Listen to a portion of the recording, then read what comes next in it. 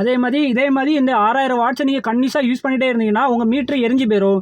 எரிஞ்சு போயிட்டுனா அதுக்கு ஒரு பெனால்ட்டி போட்டு அவன் மீட்ரு மாற்றக்கு ஒரு அமௌண்ட்டு கட்ட சொல்லுவான். அதை கட்டி நீங்கள் வந்து கட்ட வேண்டி வரும். அதாவது சிங்கிள் பேஸில் இவ்வளோ லோடு வண்டி ஏற்ற வேண்டிய அவசியமே கிடையாது வேறு. அதேமாதிரி பார்த்தீங்கன்னா வந்து அதை கொஞ்சம் தெரிஞ்சு வேலை பார்த்தீங்கன்னா வந்து அதை கண்டிப்பாக அதை வந்து பண்ண மாட்டாங்க வேறு. இத்தனை இந்த சிங்கிள் ஃபேஸில் இத்தனை லோடு கொடுக்கணும்னு சொல்லி தெரிஞ்சு பண்ணாங்கன்னா கண்டிப்பாக அதை ஏற்றக்கு வாய்ப்பு இல்லை. அதேமாதிரி பார்த்திங்கன்னா வந்து நிறைய பேர் வந்து அது சரின்னு சொன்ன மாதிரி தான் சொல்லியிருக்காங்க. ஆனால் வந்து நிறைய பேர் பார்த்திங்கன்னா வந்து அது எப்படி கரண்ட் பில் இவ்வளோ கூட வரும் அப்படின்னு கேட்டிருக்காங்க. ஆனால் கேட்டவங்களுக்கு இது வந்து கரெக்டாக இருக்கும்னு நினைக்கிறேன். அப்படி இல்லை அப்படின்னா நீங்கள் ஒரு மீட்ரு பார்த்திங்கன்னா 20 வாட்ஸ் வரும். 20 வாட்ஸு ஒரு மீட்ரு 20 வாட்ஸ்னால் 250 மீட்ரு வந்து பெருக்கி பாருங்கள். இப்போ எவ்வளோ வருதுன்னு பாருங்கள். அதை வந்து 1000 வாட்ஸ் பார்த்தீங்கன்னா ஒரு மணிக்கூர் ஓடிச்சுன்னா பார்த்தீங்கன்னா ஒரு யூனிட்டு. அப்போது 6000 வாட்ஸ் பார்த்தீங்கன்னா ஒரு மணிக்கூர் ஓடிச்சுன்னு நீங்கள் அப்படின்னா வந்து அது பார்த்தீங்கன்னா 6 யூனிட்டு. ஒரு மணிக்கூருக்கு 6 யூனிட்டுனா 8 மணிக்கூருக்கு நீங்கள் கணக்கு பார்த்தாலே எத்தனை யூனிட் ஆச்சு.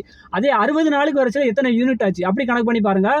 அப்போ இன்னொன்று என்னென்னா இந்த டேரிஃப் பார்த்தீங்கன்னா மாறிட்டே இருக்கும். அதாவது டேரிஃபே வந்து 100 யூனிட்டுக்கு பார்த்தீங்கன்னா ஒரு டேரிஃப் இருக்கும். ஒரு ₹3.50 இருக்குன்னா அதே வந்து டேரிஃப் பார்த்தீங்கன்னா வந்து சேஞ்ச் ஆகும். ஒரு 250க்கு மேலே சேஞ்ச் ஆகும்போது என்ன ஆகும்னா இங்கே ₹3.50 என்ன ஆகும்னா அங்கே ₹4.50 மாறும். அதே 500க்கு மேலே போகும்போது பார்த்தீங்கன்னா ₹5.50 மாறும்.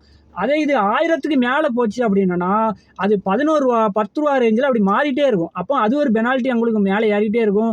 அது போக பார்த்தீங்கன்னா நீங்கள் வந்து கரண்ட் அதிகமாக யூஸ் பண்ணுறீங்க அப்படின்னு சொல்லிட்டு அவன் ஒரு பெனால்ட்டி அடிப்பான். இப்படி அடிக்கும்போது கரண்ட் பில் அதிகம் எக்கச்சக்கமாக வரதான் செய்யும். அதனால் வந்து ப்ரொஃபைல் லைட் பண்ணாண்டான்னு சொல்லலை. நீங்கள் எவ்வளோ கிராண்டானாலும் அழகாக பண்ணிக்கலாம். ஆனால் அதுக்கு ஏற்ற மாதிரி பண்ணிட்டீங்கன்னா பிரச்சனை இல்லை. இந்த டியூப் லைட் பாயிண்ட் எழுதி க்ளோஸ் பண்ணாமல் நீங்கள் கரெக்டாக பண்ணி கொடுத்துட்டீங்கன்னா எந்த ப்ராப்ளமே இல்லை. ஏன்னா அது யாருமே யூஸ் பண்ண மாட்டாங்க. நம்மளே செஞ்சு கொடுத்த சைட்லேயே பார்த்தீங்கன்னா யாருமே யூஸ் பண்ண கிடையாது. இப்போ நம்ம இப்போ அதெல்லாம் தூசி அடைஞ்சு தான் கிடக்கும் மேலே.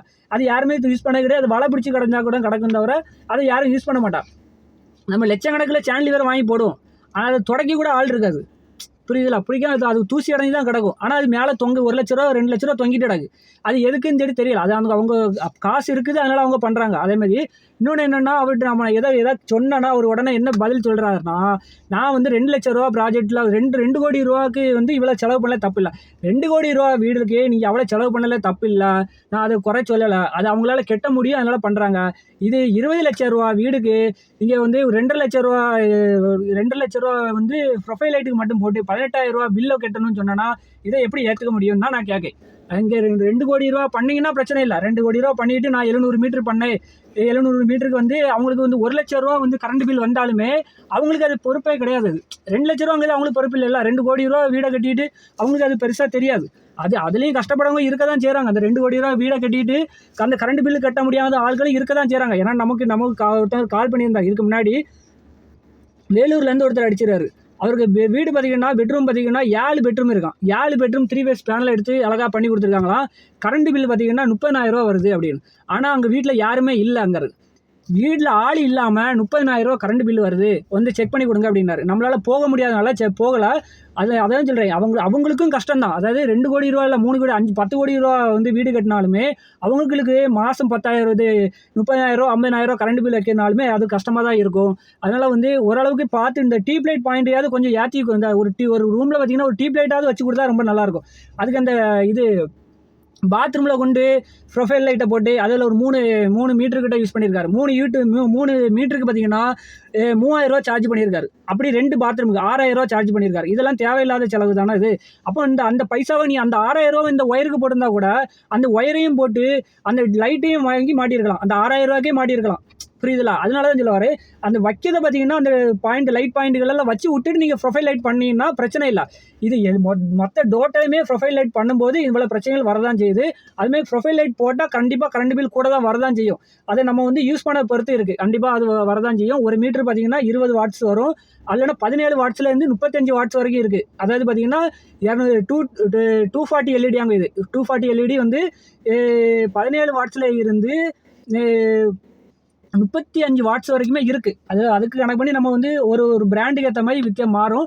அதை பற்றி பிரச்சனை இல்லை. ஆனால் வந்து மினிமம் வந்து 17லேருந்து 22 வாட்ஸ் கண்டிப்பாக வந்தே ஆகும். எந்த ப்ரொஃபைல் எடுத்தாலும் சரி 17லேருந்து 25 வாட்ஸ் கட்டாயம் வந்து தான் ஆகும். அப்போ ஒரு மீட்டருக்கு வந்து 17 வாட்ஸ்னா என்ன, 17 20 வாட்ஸ்னா என்ன ஆச்சுன்னு பாருங்கள். நீங்கள் எத்தனை மீட்டர் யூஸ் பண்ணுறீங்க, அது எப்படி வந்து அது எவ்வளோ கரண்ட் வருதுன்னு சொல்லிட்டு செக் பண்ணி பாருங்கள். அதுமாதிரி பார்த்தீங்கன்னா ஒரு டியூப் லைட்டு பார்த்தீங்கன்னா 3 அடி டியூப் லைட்டு எத்தனை வாட்ஸு? 20 வாட்ஸு. அப்போது அந்த டியூப் லைட்டில் அந்த டியூப் லைட்டில் இருக்க வந்து அந்த லைட்டு தான் நம்ம வந்து தனியாக இருக்குது, புரியுதுல்ல? அந்த சின்ன டியூப் லைட்டுக்கே பார்த்தீங்கன்னா 20 வாட்ஸ் வரச்சுல. அதில் பார்த்தீங்கன்னா எல்இடி கம்மி. இன்னொன்று அதில் வந்து எல்இடி பார்த்தீங்கன்னா 180 எல்இடி தான் இருக்கும் அந்த டியூப் லைட்டுக்குள்ளே, ஒரு மீட்டருக்கு. அதே இது பார்த்தீங்கன்னா நம்ம போடுறது பார்த்தீங்கன்னா 240 எல்இடி இருக்கும் ஒரு மீட்டருக்கு. அப்படிங்கும்போது அப்போ அந்த ஒரு டியூப் லைட்லேயே பார்த்தீங்கன்னா உங்களுக்கு பார்த்தீங்கன்னா 20 வாட்ஸ் வருதுன்னா, அப்போ பார்த்தீங்கன்னா வந்து நம்ம வந்து போடுற ப்ரொஃபைல் லைட்டில் பார்த்தீங்கன்னா ஒரு மீட்டர் பார்த்தீங்கன்னா 240 எல்இடி இருக்கும்போது ஏன் 25 வாட்ஸ் வராது? இன்னும் நிறைய பேருக்கு டவுட் இருக்குது. அதுமாதிரி டிசி கரண்ட்டுக்கு இதுன்னு அதெல்லாம் இல்லை. கரண்ட் பில் கட்டாயம் வரதான் செய்யும். அதில் வந்து நீங்கள் போடுறது தப்பு இல்லை. போட்டு எனக்கு பாயிண்ட்டுகளை எக்ஸ்ட்ரா வச்சு விட்டிங்கன்னா பிரச்சனை இல்லை. பாயிண்ட்டுகள் வைக்காமல் இருக்கிறது தான் பிரச்சனை நான் சொல்ல வரேன். மற்றபடி வந்து நானுமே எலக்ட்ரிஷியன் தான். நான் இதை வந்து தாக்கணும், இது நல்லா போயிட்டு இருக்கிறத தாக்கணும் அப்படிலாம் கிடையாது.